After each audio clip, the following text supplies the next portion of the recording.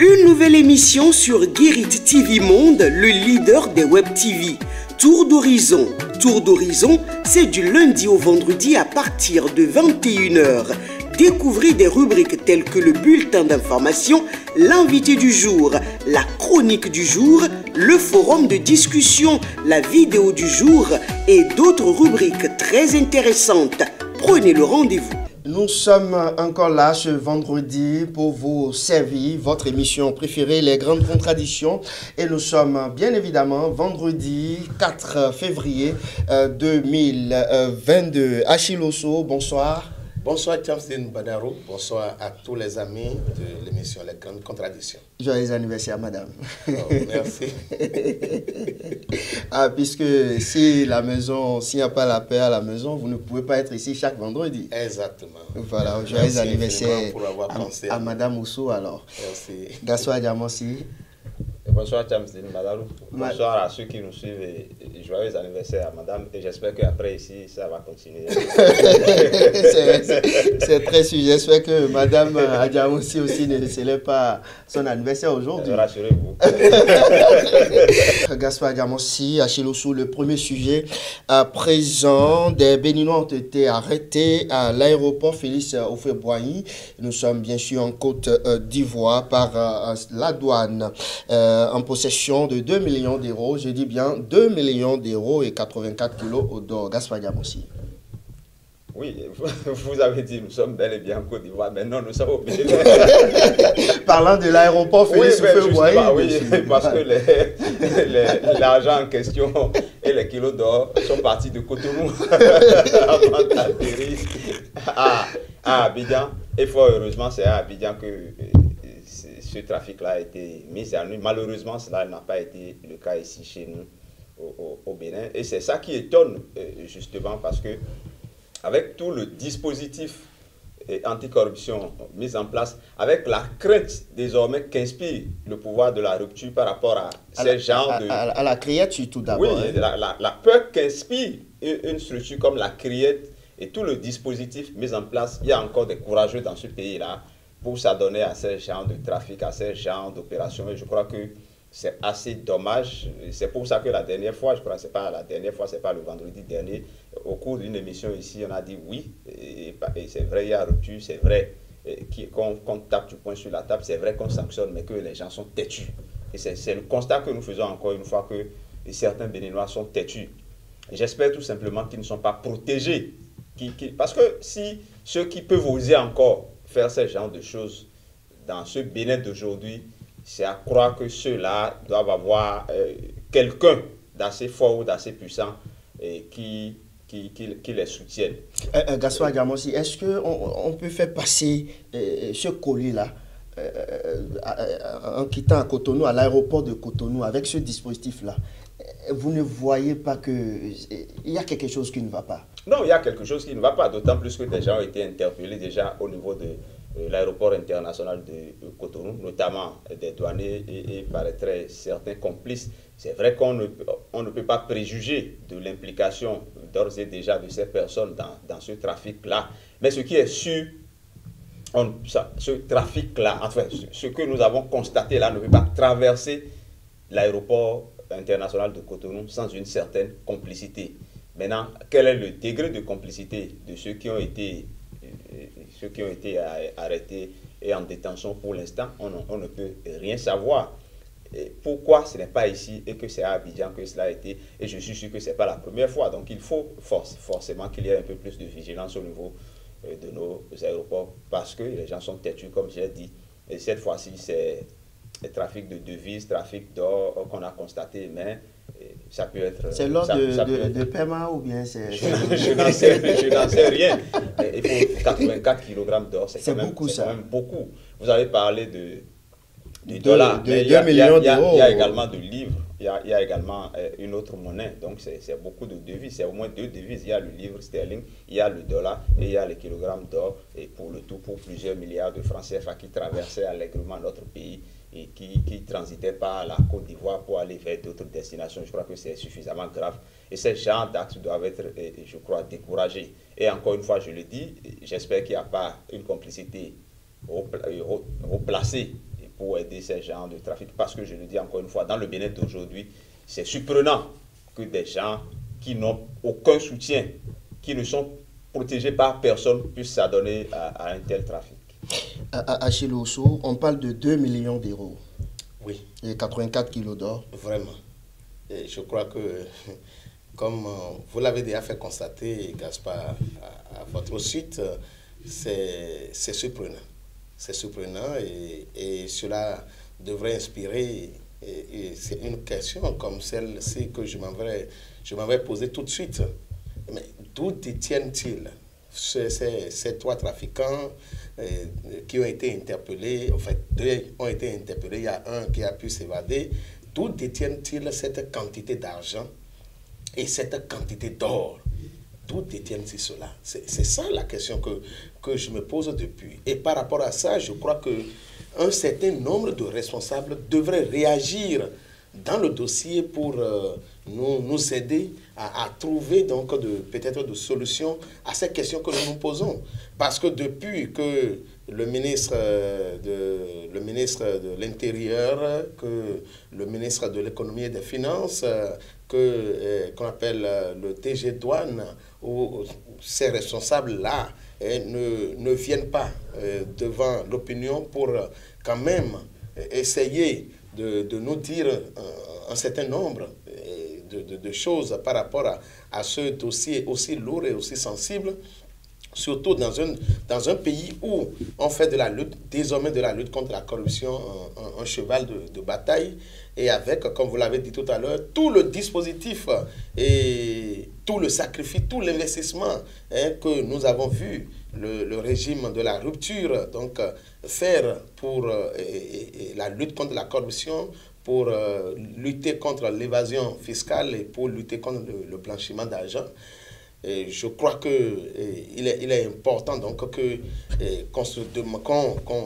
interpelle les responsables à divers niveaux et qu'on les mette vraiment devant leurs responsabilités. Il va falloir par rapport ou à partir des enquêtes préliminaires, qu'ils viennent quand même éclairer l'opinion nationale et pourquoi pas internationale, parce que ce n'est plus une affaire qui concerne le Bénin seul, c'est une affaire déjà qui jette même de l'opprobre sur la sécurité de notre pays, sur qu'on appelle la sécurité au niveau du port et de l'aéroport surtout de notre pays. Je crois qu'on a déjà parlé des kilogrammes de cocaïne ici. Ça fait donc tout le bruit au plan national qu'international. Et si cela vient s'ajouter, ce n'est pas bien pour l'image du Bénin. Gaspard Diamansi, ils ont trouvé cet argent où? C'est beaucoup là. Oui, c'est beaucoup. Donc les gens gardent ce montant à la maison ou quoi? Ou ça se passe comment? Moi, je ne sais pas, ils l'ont trouvé où? Je ne sais pas. C'est pas en plus du CFA pour dire que c'est... Je ne sais pas où est-ce qu'ils ont pu trouver ce argent. Mais on doit travailler davantage là, hein, Gaspard, avant de toucher.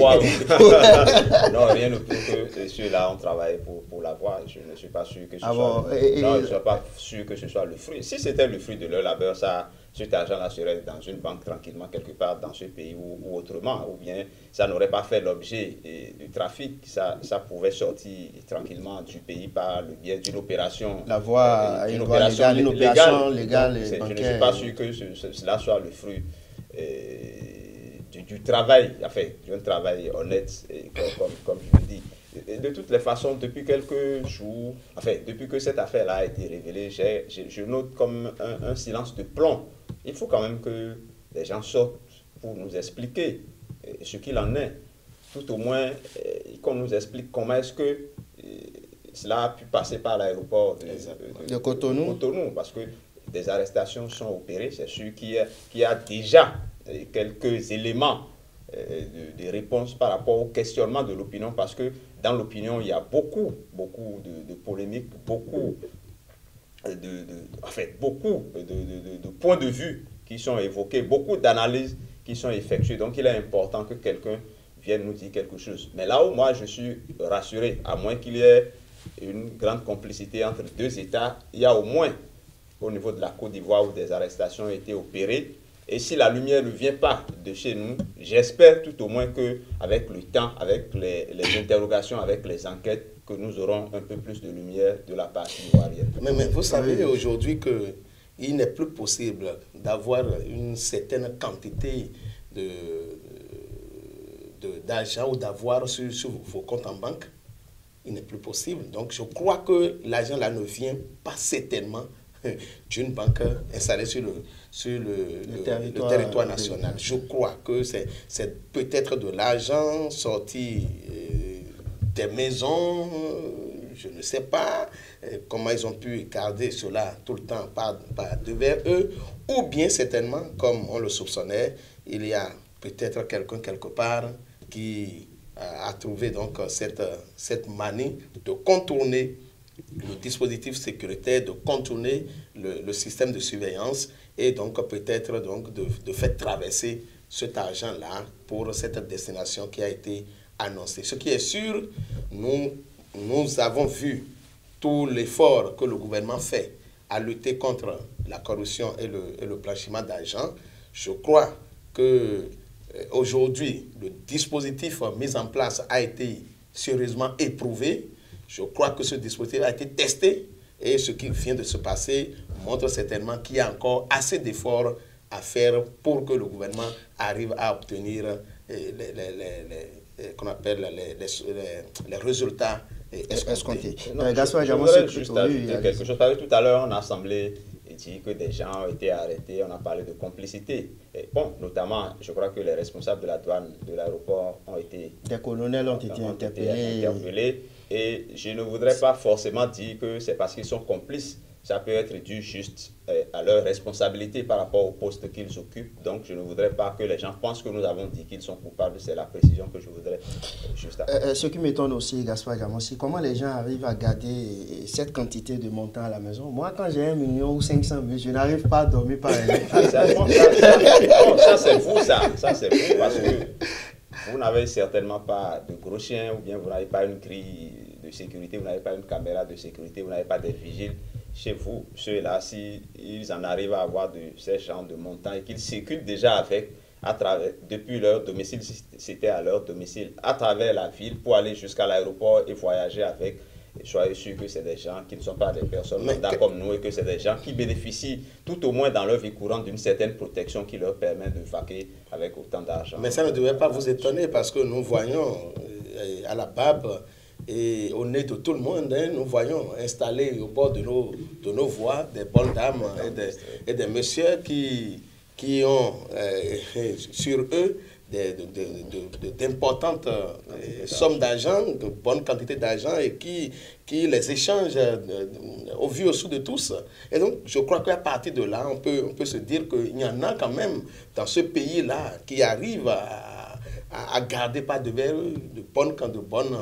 d'importantes sommes d'argent. Et donc, à partir de là, je crois, lorsque vous voyez même qu'on appelle... Bon, je vais taire ça parce que je voudrais dire que ceux qui ont été interpellés, lorsque vous voyez que c'est peut-être des gens qui sont dans une activité pareille et bon, que ça peut expliquer aisément qu'on retrouve sur eux une aussi importante somme d'argent.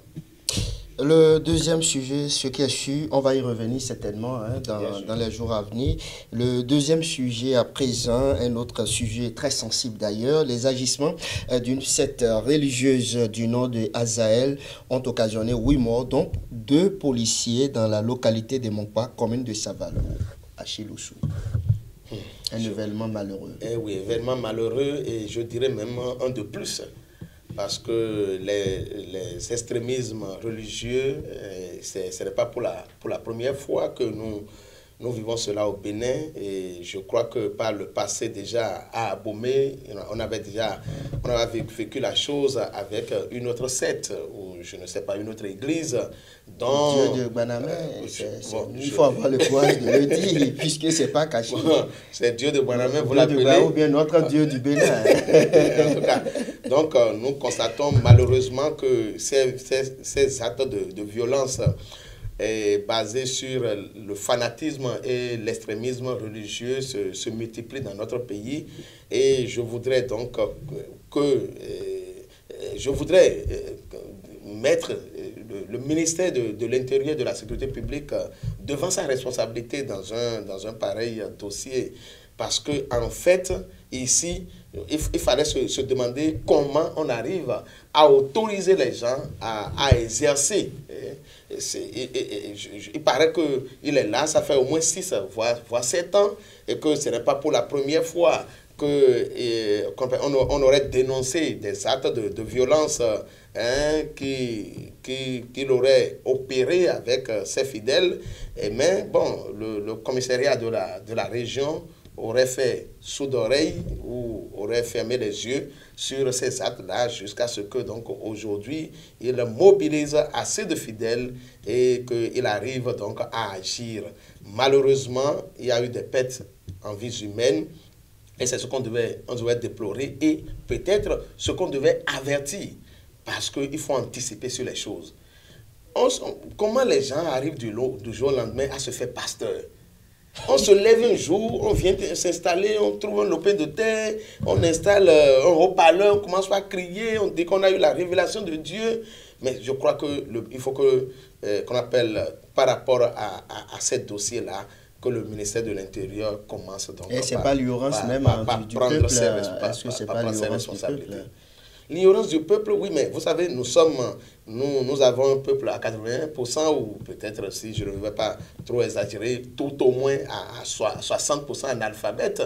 Et les gens ont des problèmes et ils veulent des solutions. Et ces solutions-là, ces manipulateurs arrivent facilement à les avoir. Parce que lorsque nous avons tout fait de trouver qu'il y a toujours un sorcier quelque part qui nous gêne,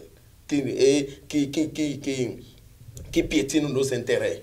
Donc, lorsque ces manipulateurs arrivent donc, à leur miroiter des sortes de solutions, rapidement, ils sautent sur la chose et rapidement, ils arrivent à manipuler leur conscience et à les abêtir.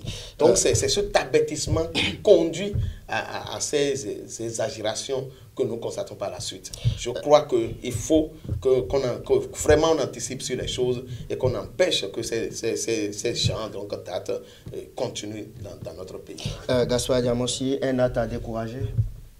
Oui, absolument, un acte à décourager, des actes scandaleux, et je vais dire. Et tantôt Achille parlait d'extrémisme ou de fanatisme religieux. Bon, moi je ne classerai pas ces actes-là dans cette catégorie, je parlerai plutôt d'escroquerie religieuse, parce que c'est pas à mon sens, une croyance en quelque sorte qui a amené à ce genre de situation. Fait croire aux gens que c'est la fin du monde et qu'on peut aller prendre les biens d'autrui et les vendre, qu'on peut aller saisir les biens d'autrui, qu'on peut aller vandaliser les biens d'autrui. Moi, je ne sais pas. Ça, ce n'est pas du fanatisme religieux. Je suis désolé. Et je crois que c'est des actes à décourager. Et bon, moi, je m'inquiète pour notre sécurité, d'autant plus qu'il n'y a pas eu une anticipation de cet événement. Parce qu'en réalité, quand vous... Bon, j'ai lu, c'est vrai, le communiqué de la réaction de la police républicaine, mais en réalité, je crois que les forces de sécurité disposent quand même des éléments pour les renseigner par rapport à ces genres d'événements et qui leur permet parfois d'anticiper. Et je crois qu'il y a eu un peu de défaillance à ce niveau-là, au point où, selon les explications, 2 agents ont voulu négocier et en ont eu pour... Dont le commissaire. Et ont perdu la vie dans cette situation-là. Si on en arrive à des situations de ce genre-là qui occasionnent des morts, je crois que c'est suffisamment grave. C'est vrai que nous avons évoqué quelques autres cas, mais jusqu'à perdre 8 personnes, dont 2 policiers, je ne suis pas sûr que des faits de religion aient amené autant de morts dans notre pays, depuis en tout cas que moi j'essaie de lire un peu l'actualité au niveau national. Je crois que c'est des actes à décourager. L'État doit prendre ses responsabilités. Absolument. Et c'est pour ça que je pose la question aujourd'hui de savoir comment est-ce qu'on autorise aujourd'hui les groupes religieux, les différents groupes que on parle d'État laïque, je crois. Hein. Oui, bon, non, mais ça ne veut pas dire que chacun peut se lever, se proclamer Dieu, ou bien que chacun peut se lever, se proclamer pasteur et se créer sa république et faire ce qu'il veut. Ce n'est pas possible, absolument pas possible. Et je crois que c'est un cas que nous sommes en train d'évoquer parce que cela a occasionné des morts directes, des affrontements et des morts. Il y a d'autres cas qui ont occasionné des morts, qui ne sont pas des morts directes, qui sont des morts liées quand même à ces genres de pratiques, de pratiques. Et il y a des gens qui qualifient même notre président de la République de mélomane. Je crois que c'est des trucs à décourager. Des gens qui veulent se mettre au-dessus même de la République. Je crois que des mesures doivent être prises pour contrôler désormais ces genres de situations dans notre pays, pour ne pas en arriver, parce que c'est plus dangereux que les partis politiques, et j'ai l'impression aujourd'hui qu'au niveau du ministère de l'Intérieur, au niveau de l'État, on est plus prompt aujourd'hui à contrôler les partis politiques, à visser les partis politiques, qu'à contrôler ces genres de situations, qui à mon avis paraissent, je ne sais pas si ça paraît mineur, mais ça c'est plus dangereux. Je n'ai pas souvenance qu'il y ait des affrontements entre hommes politiques, entre politiques dans ce pays-là, qui est occasionné, qui est mis le pays aussi en danger, comme c'est le cas. Donc c'est assez dangereux. Je dis encore une fois, du côté du ministère de l'Intérieur, il faut véritablement qu'un regard soit jeté sur comment est-ce que les églises sont créées, comment est-ce que les pasteurs naissent chez nous, parce qu'il suffit que quelqu'un aille faire un séminaire de 2 semaines chez nos grands voisins de l'Est, qu'ils reviennent ici et qu'ils deviennent grands pasteurs, grands prédicateurs et qu'ils proclament leur république et qu'ils fassent ce qu'ils en veulent. La vraie pagaille. Heureusement que la main a été mise sur le gourou de cette... de Mokpa, ou comment il s'appelle. Il paraît que quand il opère, il se réfugie rapidement dans le pays voisin, mais cette fois-ci, je crois qu'une battue a été effectuée, la main a été mise sur lui. J'espère qu'il répondra de ses actes. Merci à vous, Gaspard Diamossi. Direction Assemblée nationale du Bénin, une délégation des membres du bureau de la communauté musulmane de Sakété, introduite par la chargée de mission Olga Akitobi, en même temps première adjointe au maire de Sakété, était en audience au cabinet du président de l'institution. Cette délégation a entre autres abordé avec le président Louis Vlavonou quelques questions par rapport à certaines voies de Sakété et autres, Oui, mais je crois que c'est une démarche louable, surtout que la délégation a été conduite par un des responsables au niveau de la commune de Sakété, parce qu'aujourd'hui, qu'on le veuille ou non, je crois que chaque commune est en train donc de poser ses problèmes de développement par rapport à la construction des grandes infrastructures, surtout les infrastructures routières. Et il y en a qui ont réussi déjà à avoir gain de cause. Et je crois que par rapport à ça, la commune de Sakété, qui est aussi quand même une commune non moins importante dans le dispositif par rapport aux échanges commerciaux entre le grand voisin. Je vais parler du Nigeria et le Bénin. Je crois qu'il est important que Sakété bénéficie quand même aussi de ces grandes infrastructures socio-communautaires. Et par rapport à cela, pour avoir rencontré le président de l'Assemblée nationale, qui est d'ailleurs natif aussi de la localité, ils sont allés certainement le mettre aussi devant sa responsabilité en tant que deuxième personnalité du pays, en ce sens qu'il peut intervenir, il peut être le porte-voix auprès du chef de l'État pour qu'on appelle la commune puisse bénéficier aussi de ces infrastructures-là. Je suis sûr que pendant la tournée du président de la République en décembre 2020, je crois, à la fin de son mandat où il avait fait... Par rapport aux réductions de comptes. Par rapport aux réductions de comptes, je suis sûr, puisqu'il est allé dans chaque commune, que certainement ces problèmes-là avaient déjà été posés et que la démarche donc, de cette délégation viserait à lui rappeler peut-être les promesses qu'il avait faites. C'est bon, on devait remercier et féliciter ceux qui ont fait cette démarche-là. Parce que lorsque qu'on appelle, vous êtes à même d'apporter quelque chose pour votre région, il faut le faire lorsque vous avez encore la force et la possibilité. Gaspard Diamossi, est-ce qu'on peut saluer cette démarche de Olga Kitobi, la chargée de mission? Bien sûr qu'on peut déjà commencer par saluer parce qu'elle emmène Sakété à réclamer sa part de développement et de la position qu'elle occupe et ce qu'elle peut faire pour sa commune. Je crois que c'est ça qu'elle est déjà en train de faire. C'est une démarche louable à mon sens. Elle est chargée de mission auprès du président de l'Assemblée nationale et elle n'est pas maire.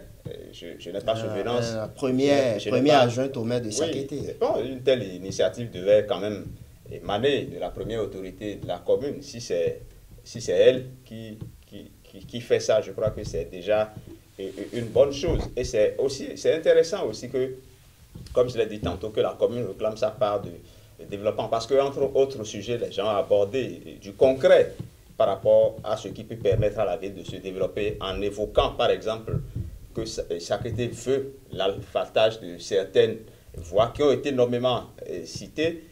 J'espère que le président de l'Assemblée nationale prendra acte de cette doléance-là et fera ce qu'il peut faire pour que Sakété puisse avoir gain de cause.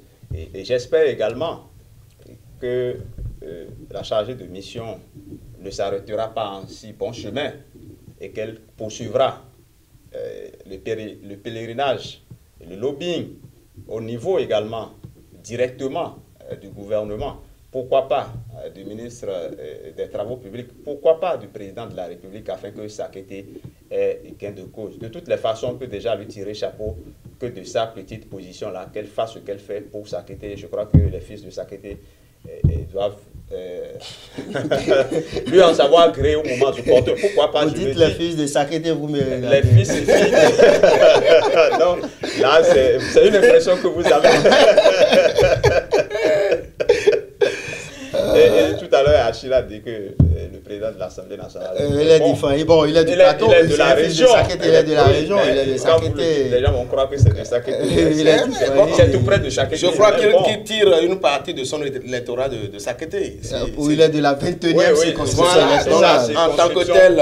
électorale. Mais si l'audience a eu lieu parce que de ça avait également une délégation pareille pouvait venir rencontrer le président de l'Assemblée. Donc le président de l'Assemblée nationale, c'est en tant que deuxième personnalité, en tant que ce qu'il incarne, que cette délégation a quel que soit ce que vous allez faire, en tant que fils, quel que soit ce que vous allez faire pour essayer donc de dédouaner le président de l'Assemblée nationale, je persiste quand même qu'il est de la région. Non, c'est pas pour le dédouaner. Lui-même a obligation de région. Je crois que les personnalités de Sakété sont allées en fait le placer un os au cou. C'est de ça qu'il s'agit. Il faut voir ça dans ce sens. Que de sa position et tirant une bonne partie de son électorat aussi de Sakété, il a l'obligation donc d'agir pour que Sakété, qui peut-être peine à avoir ces infrastructures-là, puisse l'avoir. Ce n'est pas forcément en tant que deuxième personnalité ou comme Atiara peut le faire ou comme Porte-Nouveau peut le faire, aller rencontrer le président de l'Assemblée nationale, mais ici, il a été rencontré en tant que fils de la localité qui doit nécessairement agir. Pourquoi vous dites nécessairement? Il n'a plus rien à perdre. Vous êtes sûr? Il vous a dit qu'il sera candidat. Mais nous l'avions lu il n'y a pas longtemps. Hein? Non, les gens pas. C'était un ballon d'essai. En tout cas, ce qui est sûr, la question, moi je prends. C'est l'aspect que Achille aborde, je ne vais pas exclure totalement cet aspect, parce qu'il est évidemment de la région. Mais je persiste, je signe, quelqu'un peut partir d'Adiara pour aller rencontrer le président de l'Assemblée nationale et poser ses problèmes, quelqu'un peut partir de Diakotomé, de Savert, de Parakou, ainsi de suite. Et il a l'obligation, en tant que ce qu'il est, d'accorder la même attention à toutes ces délégations. Même si, particulièrement par rapport à Sakété ou Ifaïn, il a une certaine sensibilité telle que Achille le fait observer. Avant-dernier sujet à présent, face à la hausse vertigineuse des prix de certains produits agricoles, le dernier Conseil des ministres a pris un certain nombre de mesures pour maîtriser cette situation. Achille Oussou. Le panier de la ménagère saigne sérieusement. Et je crois que cette décision et cette mesure, j'allais dire, que le Conseil des ministres a prise est une mesure aussi louable parce que, en fait, il faut voir que la vie coûte extrêmement cher maintenant. Et les produits de première nécessité, surtout les céréales qui ont été cités, le maïs, le riz, qui sont les céréales de grande consommation, devraient normalement être tout au moins moins chers sur le marché. Et donc, par rapport à ça, avant de prendre la décision, on a dit les raisons qui ont conduit donc, à cette décision. Je crois que c'est important parce que plus ces produits-là sont portés vers l'exportation, plus à l'intérieur, la demande ne sera pas aussi satisfaite parce que c'est une loi de l'offre et de la demande sur le marché. Si le produit est rare, ça va coûter plus cher. Et je crois que si on empêche le produit de sortir, ça permettra la disponibilité sur le territoire. À défaut de subventionner, c'est déjà une mesure qui permettra certainement la disponibilité de ces produits-là et en même temps empêchera aussi la flambée de leur prix. Gaspard aussi. En tout cas, moi, je crois qu'il est temps que ces mesures-là soient prises. Mais permettez-moi d'être un peu sceptique. Ça, c'est ma position pour l'instant. J'attendrai de voir l'efficience de ces mesures-là avant véritablement de donner quitus pour ces mesures-là. C'est déjà important que la situation soit identifiée parce qu'aujourd'hui, tout est cher. Tout est cher, notamment les produits vivriers. Et quand vous lisez la décision, on a dit hausse injustifiée. Hausse injustifiée. Ça suppose que le gouvernement ne comprend pas pourquoi il y a cette hausse-là. Puisque ce n'est pas que la production n'existe pas, ce n'est pas que le produit n'existe pas, mais le produit est apparemment détourné pour d'autres buts. C'est peut-être ce que le gouvernement tente de juguler. Je suis d'autant plus sceptique qu'il n'y a pas longtemps, il y a eu une action d'envergure où on arrêtait même le transfert de ces produits-là vers l'extérieur. Mais qu'est-ce qui s'est passé entre-temps pour peut-être qu'on arrête cette mesure-là, qu'on arrête l'application de cette mesure-là, et pour qu'on en arrive aujourd'hui à nouveau à la cherté de la vie et à la hausse vertigineuse du coût de ces produits-là. C'est vrai que des mesures sont prises. Il est important que ces mesures-là entrent véritablement en application pour que nous constations la baisse du prix de ces produits vivriers. C'est pour ça que moi je dis, les mesures c'est bon, mais attendons véritablement l'impact de ces mesures-là avant de véritablement apprécier. Le fait que ce problème-là soit identifié, c'est déjà une bonne chose. On a parlé de hausse du salaire, ce n'est pas encore arrivé. Malheureusement, les gens constatent que les salaires baissent plus tôt et le panier de la ménagère, ça m'énuse, les produits sont chers sur le marché et bon, le gouvernement a tout fait d'identifier cette situation-là. Comme je l'ai dit, j'espère que solution sera trouvée avec ces mesures en tout cas. Votre conclusion, Gaspard Diamonsi, avec le dernier sujet, l'événement de Dao aura lieu, son séminaire aura lieu le 26 février prochain, au Hall des Arts de Cotonou. Oui, et Maître Dao invite les Béninois au Hall des Arts le 26 février prochain.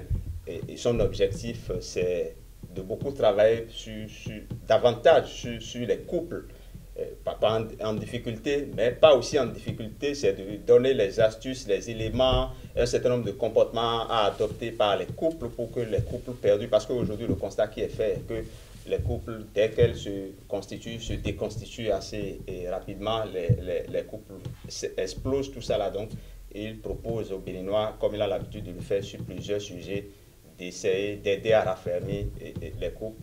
Nous invitons donc les Béninois qui sont dans le besoin, en tout cas, ou ceux qui aspirent à former incessamment leur couple, ou ceux qui sont en formation et qui ont quelques difficultés, que ce soit ceux qui ne sont même pas en difficulté, qui veulent raffermir leur couple. Nous les invitons donc à se rendre à ce séminaire de Maître Dao, à cette activité de Maître Dao. C'est le 26 février prochain au Hall des Arts de Cotonou. Quant à moi, encore une fois, je remercie ceux qui nous suivent et on leur donne rendez-vous vendredi prochain. Merci à vous, Gaspard Diamansi Achille Osso. L'événement de Dao, l'événement aura lieu le 26 prochain. Oui, nous l'avons suivi en long et en large le vendredi dernier dans notre émission. Je crois que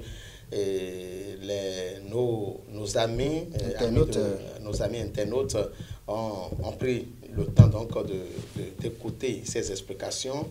Ce que moi je constate simplement, c'est que l'activité de DAO est comme un service rendu, parce que nous prions toujours pour l'harmonie des couples, nous prions pour la paix dans les ménages, et c'est cette activité allant dans ce sens. Je crois que c'est un accompagnement que Maître Dao apporte pour les couples en difficulté. Nous allons souhaiter que de bouche à oreille, que si nous constatons autour de nous qu'il y a des couples qui ont des problèmes, que nous en parlions pour que le 26 prochain, que ces couples se déplacent ou ces personnes intéressées se déplacent pour toujours aller écouter et voir par rapport aux leçons qui seront données, aux propositions qui seront faites par Maître Dao, ce qu'on peut toujours tirer pour l'harmonie et la stabilité de nos vies. L'harmonie et la stabilité de nos vies. Merci à vous, Achille Osso, également. Voilà, l'événement aura lieu, le séminaire aura lieu donc le 26 février prochain. Pour tout renseignement, vous pouvez toutefois joindre Maître Dao au 97 14 77 53. Et vous le savez très bien, nous sommes au Bénin. Donc, pour ceux qui sont à l'étranger, peuvent composer d'abord 00 229 97 14 77 53. Mesdames et messieurs, c'est terminé pour aujourd'hui. À vendredi prochain.